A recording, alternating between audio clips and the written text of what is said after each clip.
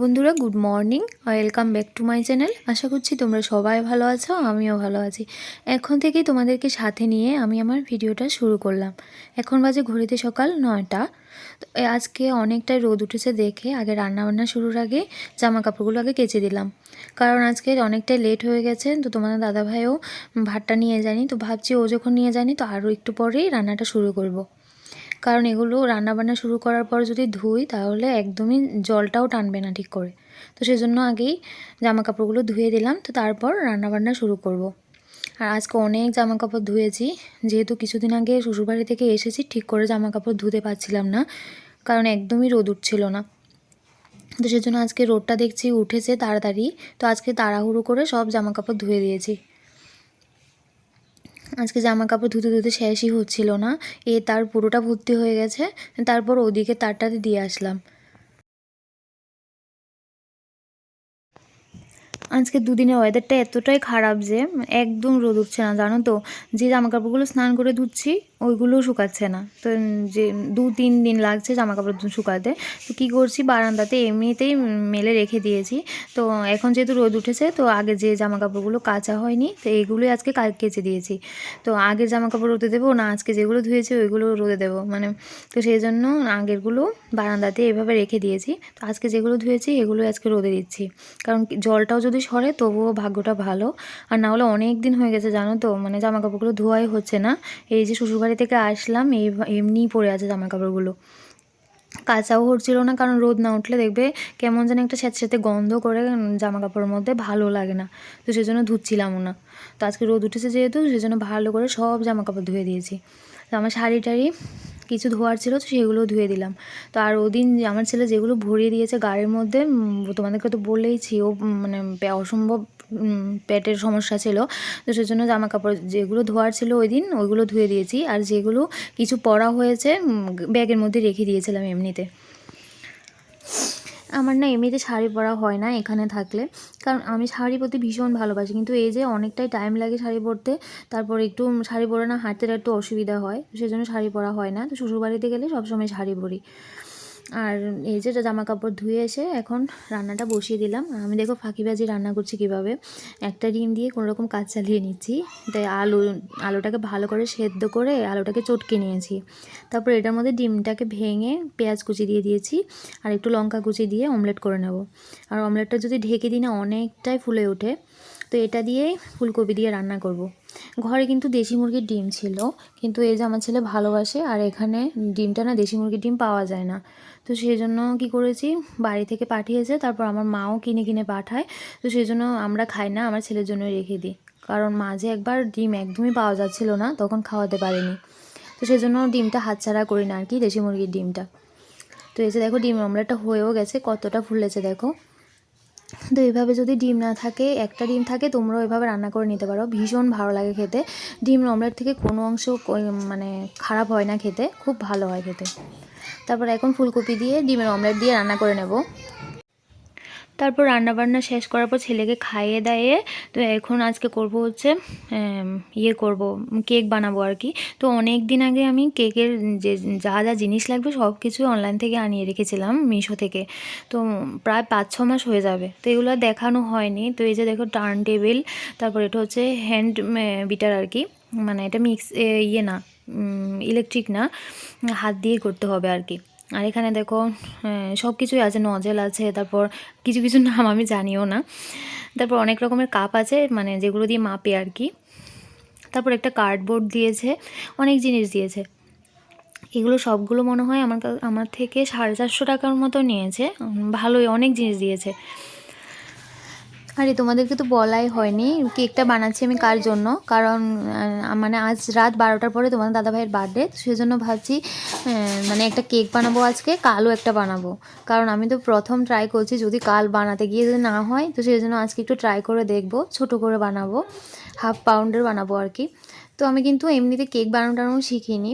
তো এই যে ইউটিউব থেকে দেখে দেখে অনেক কিছু শেখা যায় আর কি, তো সেই জন্য ইউটিউব থেকে দেখে দেখেই বানানোর চেষ্টা করব। তো যেটা হয় সেটাই তোমাদের সাথে শেয়ার করব। তো এগুলো এখন সব কিছু ধোবো, ধুয়ে তারপর বানানো শুরু করব আর কি।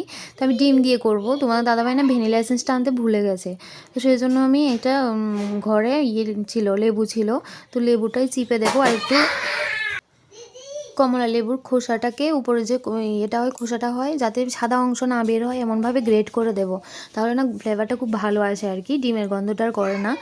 তো এই যে দেখো, এগুলো যেগুলো যেগুলো দরকার সেগুলো ধুয়ে নেব, বাদ বাকি সবগুলো রেখে দিয়েছি, কারণ সব কিছু তো আমার লাগবে না, যেগুলো লাগবে সেগুলো মানে নিয়েছি। আর এই যে তোমার দাদাভাই ক্রিম এনেছে, ক্রিমটাও দেখাচ্ছে তোমাদেরকে। তো এই যে এটা ভ্যানিলা হুইপ, মানে এটার মধ্যে ক্রিমটার মধ্যে ভ্যানিলা ফ্লেভারটা আছে আর কি। আর এই যে বেকিং পাউডারটা আমার ঘরেই ছিল, আর একটা ফুড কালার এনেছে। আর এখানে দুধ লাগবে আমার, তো সেই জন্য দুধটা ফ্রিজ থেকে বের করে রুম টেম্পারেচারে আসার জন্য রেখে দিয়েছি। আর এখন যাবো হচ্ছে আমি দোকানে, কারণ ঘরে ডিম ছিল না, ডিম আনবো, বেকিং সোডা আনবো। আর এই যে আমার ময়দা নিয়ে নিয়েছি এখানে, আর যা যা লাগবে তা নিয়েছি। আর এখানে দেখো আমি ডিমটা ভাঙতে গিয়ে কুসুম পর্যন্ত একসাথে করে নিয়েছি। তো ঠাকুর জানে হবে কি না, কারণ আমি শুনেছি নাকি ডিমের সাদা অংশটা আলাদা আগে করতে হয়, ফোম করতে হয়, তারপর হলুদ অংশটা দিতে হয়। কিন্তু আমার না একসাথে হয়ে গেছে, মিশে গেছে। তো দেখো হাত দিয়ে করছি বলে অনেকটাই টাইম লাগছে, হতেই চাচ্ছিল না আমার। না এটা করতে মানে ভীষণ হাত ব্যথা হয়ে গেছে। মানে দুই হাতে করছি, একবার এই হাত দিয়ে করছি, একবার ওই হাত দিয়ে করছি, কারণ এটা না নন স্টপ করলে ভালো, তাহলে তাড়াতাড়ি ফোমটাও হয় আর কি। যদি একটু পর পর মানে বিশ্রাম করে করে করি না, তাহলে ফোমটা হতে চায় না আর কি। আর যেহেতু আমার ইলেকট্রিক বিটারটা নেই, সেজন্য অসম্ভব অসুবিধে হচ্ছিলো। আবার কেকের ক্রিমটা করতে এতটা টাইম লাগেনি, কিন্তু ডিমের ফোমটা বানাতে অসম্ভব টাইম লাগে। তারপর কোনোরকম ফোমটা বানিয়ে এখন কেকটা বসিয়ে দিয়েছি। তো মাঝে একটা আমার পার্সেল এসেছে, এটা হচ্ছে একটা ক্যামেরা স্ট্যান্ড। তো ক্যামেরা স্ট্যান্ডটা না নিলেই না হচ্ছে, আমি না ভিডিও করতে অসম্ভব অসুবিধে হচ্ছে। মানে একা দেখো, তোমাদের দাদাভাই চলে যায় ডিউটিতে, তো আমার ভিডিওগুলো কে করে দেবে বলো তো? এক হাত থেকে ক্যামেরা ধরে সব কিছু করা সম্ভব? একদম অসুবিধা হচ্ছিলো। তো সেজন্য ক্যামেরা স্ট্যান্ডটা নিয়েই নিলাম, ভেবেছিলাম নেবই না, কিন্তু না নিয়ে আর পারছি না, নিতেই হলো। একদম কম দামের যেটা, সেটাই নিয়েছি আমি, কারণ বেশি কিছু টাকা ইউজ করতে মানে খরচ করতে চাইছিলাম না আর কি। তোমাদের দাদাভাইকে বলেছি, আর তোমাদের দাদাভাই বলছে দামি যেটা সেটা নিতে, বড় স্ট্যান্ডগুলো যে ওইগুলো নিতে। তো সাথে রিং লাইটগুলোও নিতে বলেছিল, কিন্তু আমি বারণ করেছি। আমি বলছি মানে এমনিতে তো ভিউজ হয়ই না, তবু চেষ্টা করে যাচ্ছি, যদি মানে কোনো দিন সফল হই তো তাহলে নিজে টাকা দিয়ে নেব, এভাবে আর টাকা খরচ করব না। কিন্তু এটা না নিয়ে আর হচ্ছিল না, তো সেই জন্য এটা নিতেই হয়েছে আর কি। তো প্রথমে বুঝতে পারছিলাম না এটা কীভাবে সেট করব, তারপর ভেবেছিলাম তোমার দাদাভাইকে আসলে তারপর দেখাবো, তারপর ও সেট করে দেবে, কিন্তু না, অনেকক্ষণ চেষ্টা করার পর দেখেছি মানে পেরেছি আর কি। তো আমার একটা পুরান মোবাইল ছিল, তো ওইটা দিয়ে তোমাদেরকে দেখাচ্ছি কীভাবে সেট করেছি আর কি। আর এর উপরে যে একটা দেখেছো, এটা হচ্ছে লাইট, ব্লুটুথ কানেকশানও আছে এটার মধ্যে। তো রাত্রিবেলা যদি অনেক সময় কারেন্ট না থাকে, আমি এইভাবেও লাইট দিয়ে ভিডিওটা করতে পারবো।